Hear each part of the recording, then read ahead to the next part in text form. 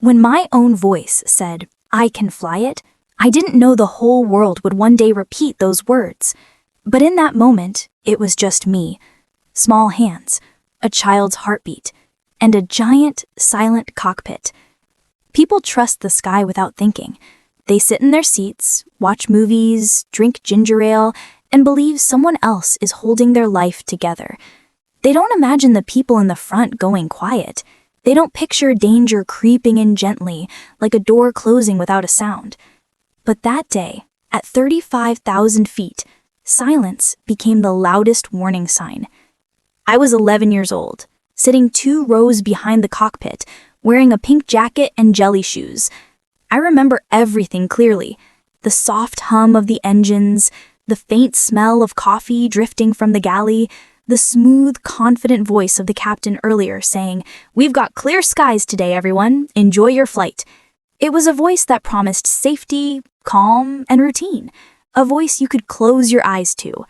I didn't close mine. Not for long.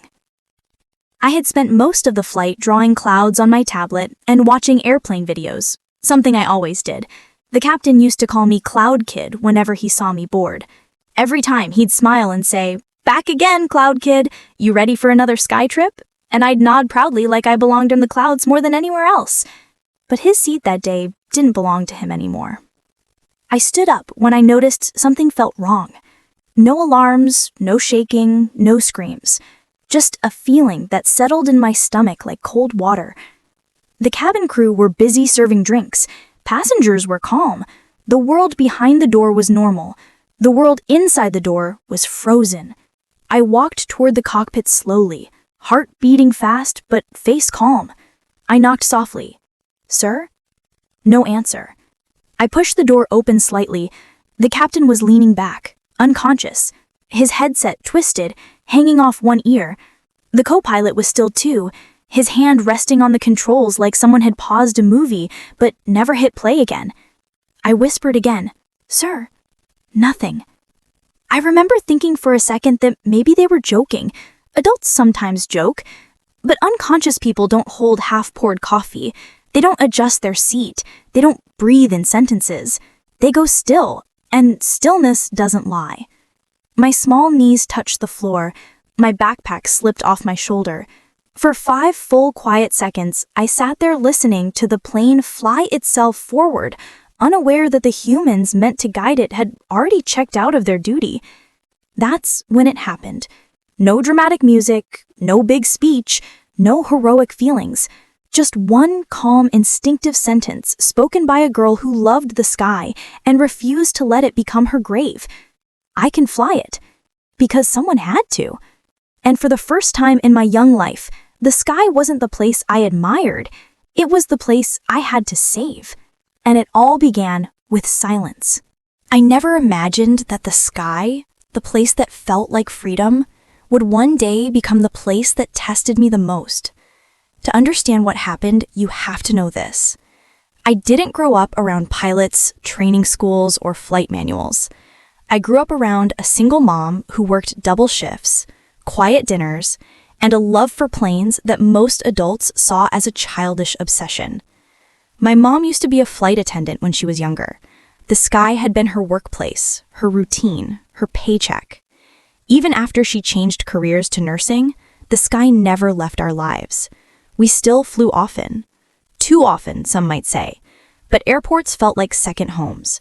Planes were like familiar rooms in the clouds. Whenever we boarded, I'd quietly tap the window and whisper to myself, "One day, I'll sit in the front." Not because I wanted attention, but because I wanted to understand the puzzle of flying.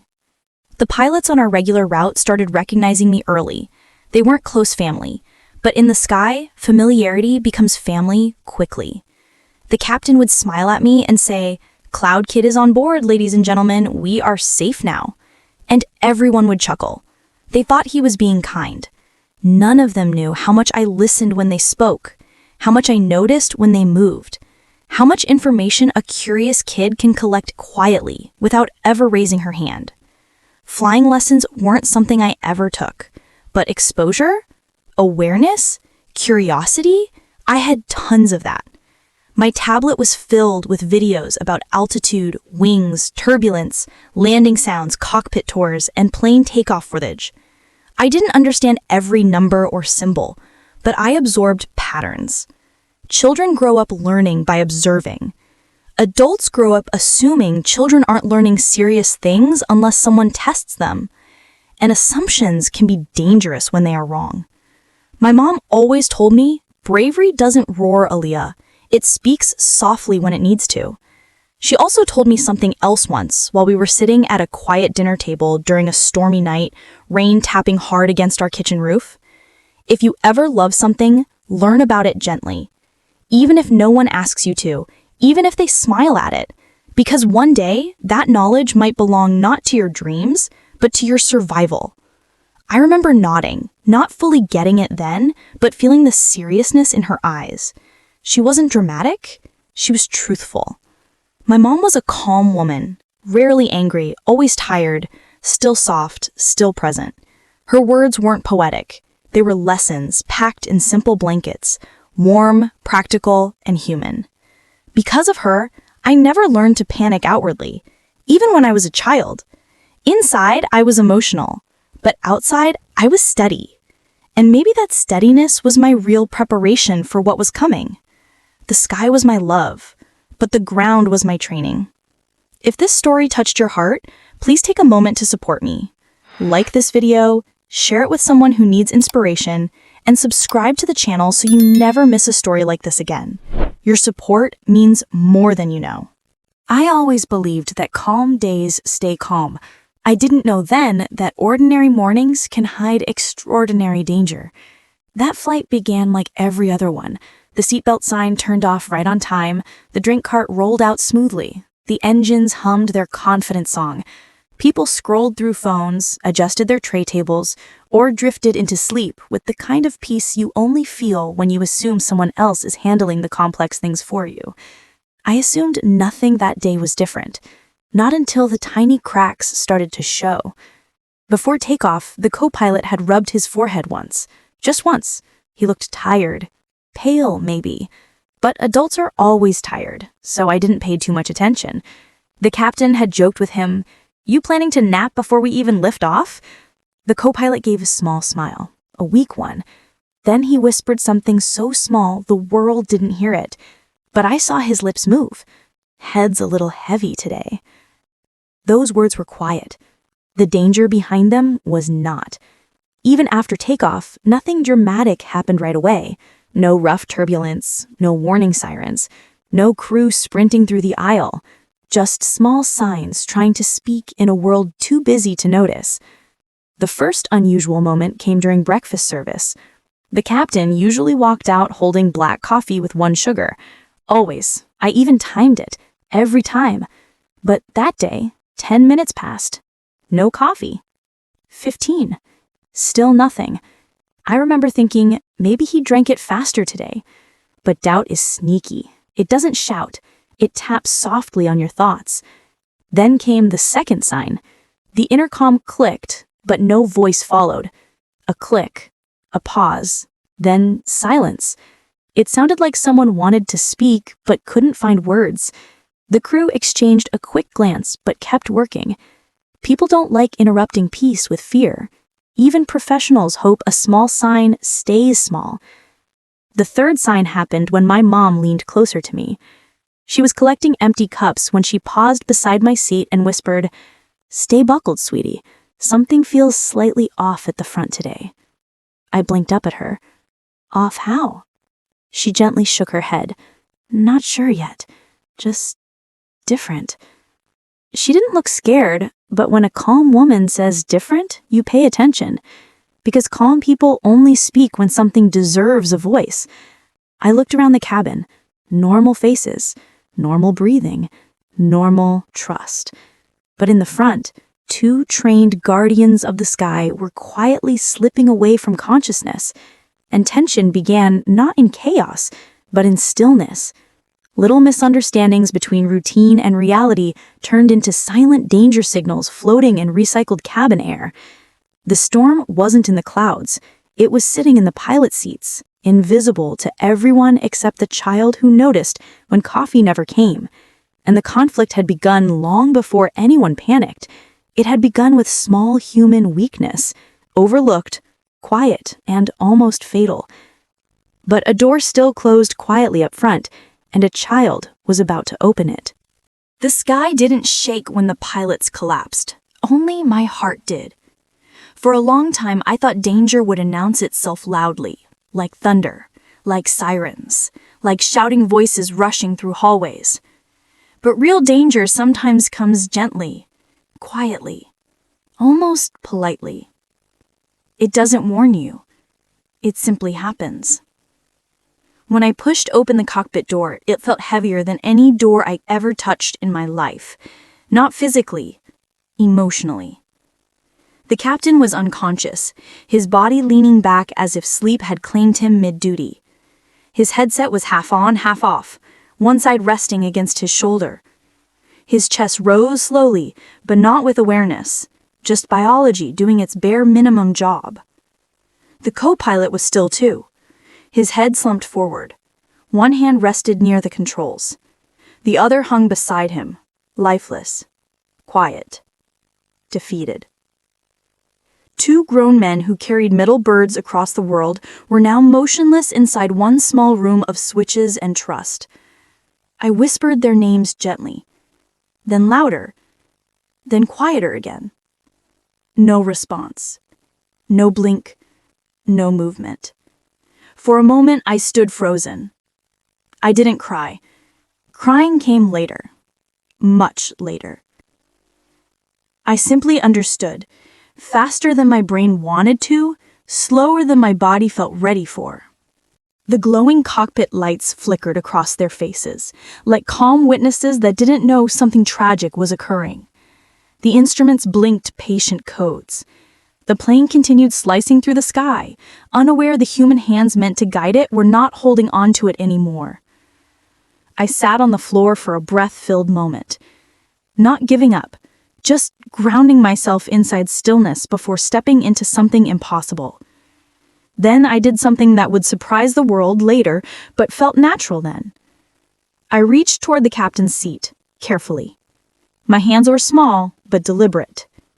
Gently, I pulled the headset toward me and placed it over my own ears. It was warm. It still carried the faint echo of his earlier voice, the echo that said we were safe. That warmth pressed against my pulse, not whispering comfort, but responsibility. I looked at the controls, then looked again. I didn't know every symbol, but I knew enough to start listening to the plane instead of the humans. Because the plane was awake. I pressed the intercom button slowly, carefully, respectfully. My voice was calm, but my heartbeat behind it was a full drumline. "Hello?" I said softly into the mic. Static hissed back, confused, unsure who was speaking, but ready to respond. That was the exact moment the world later replayed and rewrote and turned into headlines. But the real turning point happened seconds before that. The moment I realized the plane was flying, the pilots were not, and I was still awake. And sometimes being awake is enough to begin a miracle. If this story gave you chills, touched your heart, or made you believe in quiet courage, please support me. Like this video, share this story with others, and subscribe to my channel for more real emotional stories. Your support means the world to me. It wasn't bravery that guided me. It was love for the sky and quiet trust in my own instincts. When people imagine miracles, they picture something dramatic. They expect shouting, perfect timing, slow-motion moments, or emotional speeches. What they don't picture is a child adjusting her breathing so she doesn't tremble while touching the controls of a plane traveling faster than sound across a world still unaware of danger. After I put on the headset, something inside me switched. Not from fear to hero mode, not from uncertainty to perfection, but from watching the sky to respecting the responsibility in it. The first thing I did was look straight ahead through the cockpit window. Blue, endless sky, quiet, steady clouds far away. No storm, no wind chaos, no dark swirls, just openness. The danger was never outside, it was unconscious in the seats behind me. My hands hovered over the controls for a moment. I reminded myself of something the captain once said, long before any of this happened. Flying is not forcing the plane to obey, it's listening to the plane so it stays honest. So, I listened. The instruments blinked numbers and symbols like a language I only half understood, but I recognized the rhythm of it. The altitude was steady, but dipping slowly, just a little. Not enough for alarms, enough for instinct. I reached out and turned a dial gently, like you would turn the volume button on a radio. Slow, small, careful, respectful. The plane responded with a tiny balancing shift, a soft hum adjustment, almost like it had sighed back into place. No jerky moves, no emotional panic, no sharp decisions, just gentle correction. I pressed the intercom button again. My voice was small, but steady.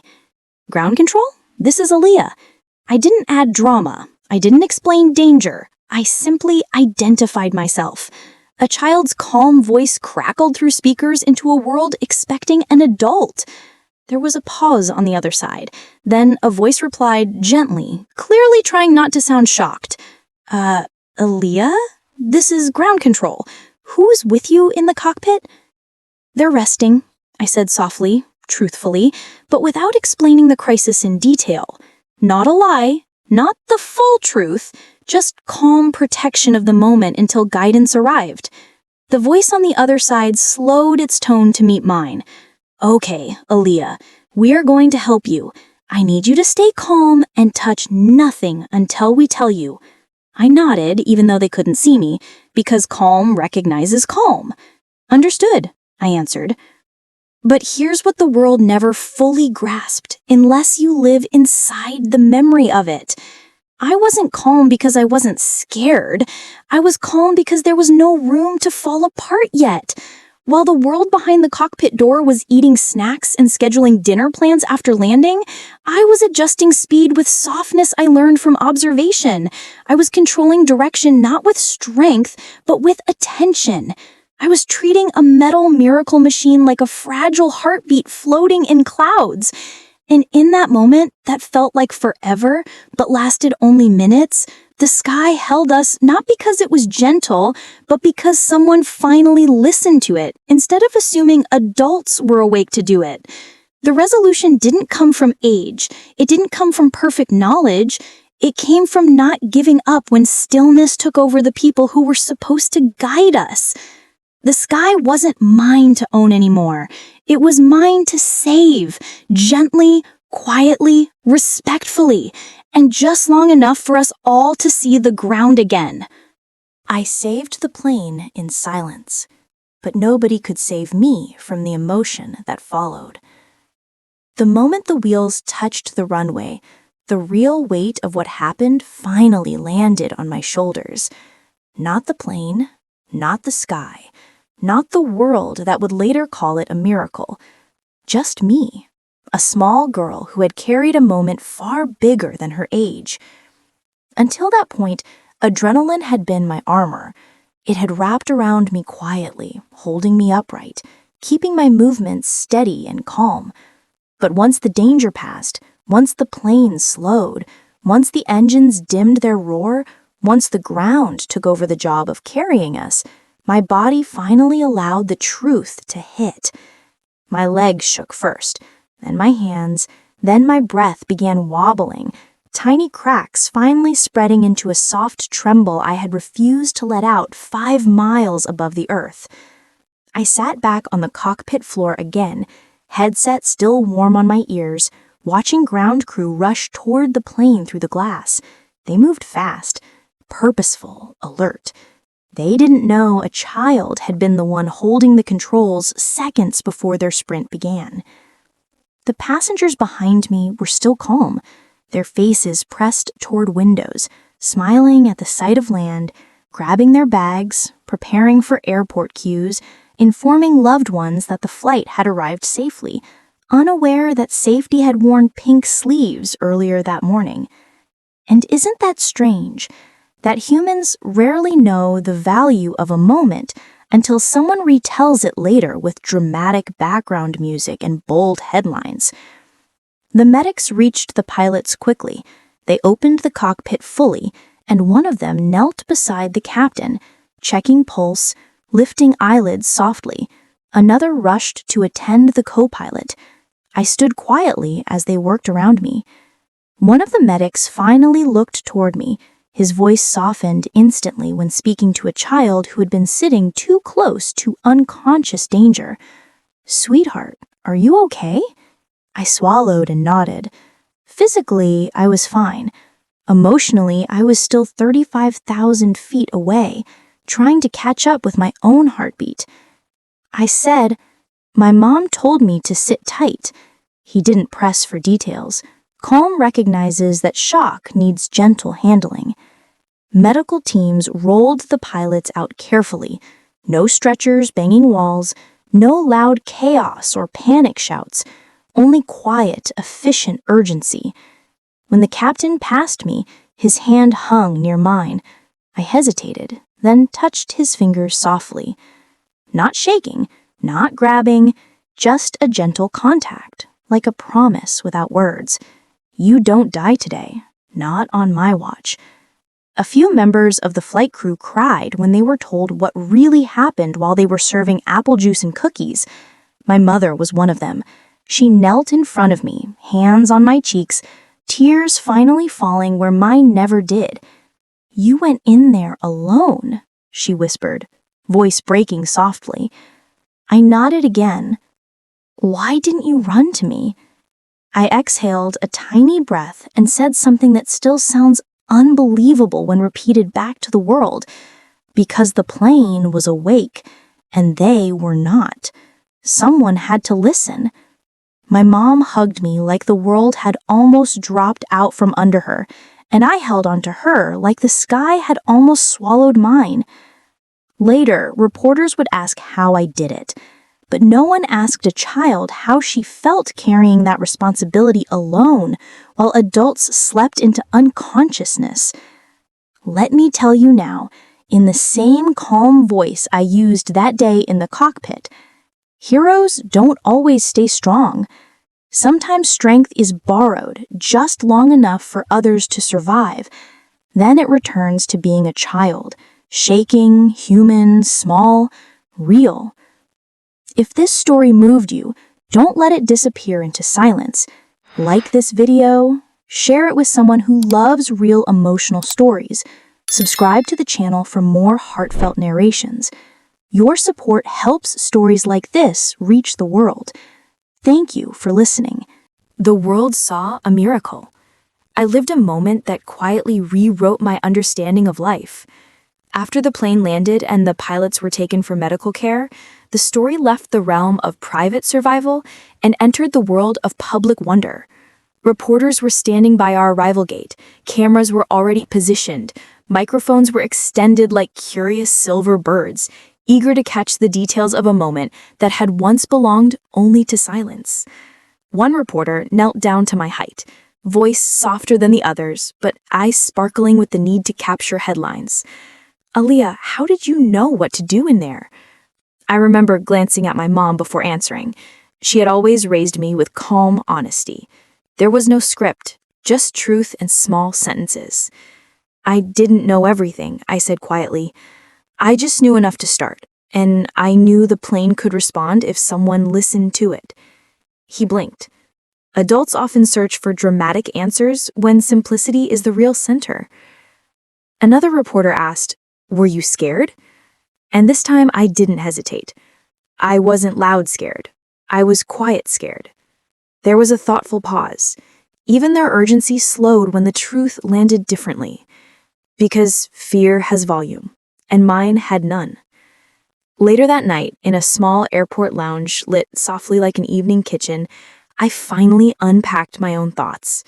The world was celebrating courage. My heart was finally processing it. I remember sitting beside the window, rain tapping gently outside. Not turbulence, not panic, just weather living its own life now, separate from my burden. My mom hugged her warm teacup, eyes tired, grateful, emotional, present. She whispered, "I didn't teach you to fly." I nodded. "You taught me not to fall apart when others do." "That's not flying," she said softly. "It is, just from the inside." Machines are steady because they are programmed that way. Humans are steady because they choose to be, even when their pulse wants to scatter. That difference sat at the center of everything I understood that day. People kept asking about skill, training, knowledge, IQ, procedures. None of those saved the plane when the pilots collapsed. What saved it was this: a child who saw patterns because she loved the thing she was observing. A child who respected calm because she grew up around it. A child who listened when adults spoke casually about heavy heads, highways in the clouds, and gentle control. Curiosity is never small when it listens long enough. Responsibility is never heavy when someone refuses to put it down. The sky didn't care how old I was. The ground didn't ask me for qualifications when guidance took over. The world only cared later because survival had already done its job quietly. If you take one thing from my memory, let it be this: courage is not always a roaring moment. Sometimes it is a whispered decision made when no one else is awake to make it. And calm is not the absence of fear. It is the decision to carry fear silently so others don't have to hear it. That is the lesson I carry now, not as a viral headline, but as a human truth. The plane carried me that day, but silence, curiosity, and quiet courage taught me how to carry the world just long enough to land back in it safely. And that is a sky lesson no manual could ever fully teach. They called it a miracle. I call it the day I learned what life really needs from us. When the pilots recovered, they reached out to me weeks later. No media, no applause, just a simple call from a gentle voice I once knew through a headset crackling in the clouds. The captain said, "Cloud Kid, you did what we spend our lives preparing for." I remember holding the phone tightly, heart soft, but eyes steady. I said, "You taught me to love the sky. My mom taught me to stay calm inside it." He paused, a real pause, not the audio kind, the human kind. Then he said softly, "Maybe together we all taught you to land." That sentence stayed with me longer than any news headline, because lessons don't live in screens. They live in hearts that replay moments quietly. After the cameras left, after the interviews ended, after the world moved to the next viral shock story, my life stayed in slow motion long enough to reflect on what really mattered. I once thought strength meant knowing more, having more, doing more, being older, being trained, being chosen by someone important. But that flight changed the equation. The truth is this: the sky stayed calm because it didn't know we were in trouble. The plane stayed steady because machines don't panic. The adults collapsed because even experts are still human. And I stayed awake because curiosity had quietly taken notes when the world thought it was just a cute hobby. The plane responded to hands that paid attention, not hands that had diplomas. Miracles don't always choose the qualified. They choose the willing. I didn't save hundreds of lives because I was fearless. I saved them because I refused to drop the responsibility just because it was too big. Big moments don't ask your age. They ask your heart. Will you do it when everyone else goes still? And the answer has nothing to do with perfection. It has to do with presence. Later, as we drove home from the airport, gentle piano playing through the car speakers, rain brushing softly against streetlights, the world washed and shiny outside. My mom said something that felt like the closing sentence of a long book. You carried fear silently so others could carry their lives normally. Then she touched my hand and added, "That's not flying, sweetheart. That's loving loudly without using volume." That made me cry the way altitude never could, because emotions don't rise in danger. They rise in safety. Sometimes the moment that saves you is quiet. Sometimes the person that saves you is small. Sometimes the courage that lands the plane was never trained to do it. It was simply raised not to give up when life needs a voice. So if you ever love something, even gently, learn it. Not for applause, not for validation. Just because one day someone might collapse into silence and you might be the only one awake to act. The sky will always be my first love, but the ground, my mother, and 2 unconscious pilots taught me the greatest lesson I will carry for the rest of my life. Life isn't always saved by the loud. It is saved by the steady and the willing and the awake. And sometimes, all you need to begin a miracle is one calm sentence. I can do it. Even if your voice is small, even if the cockpit is silent, even if the world only finds out later. If this story touched your heart, gave you chills, or reminded you that heroes can be quiet, young, and unexpected, please support the channel. Like this video, share this story with others. Subscribe to the channel for more heartfelt real-life stories. Your support helps stories like this reach more hearts across the world. Thank you for listening to mine.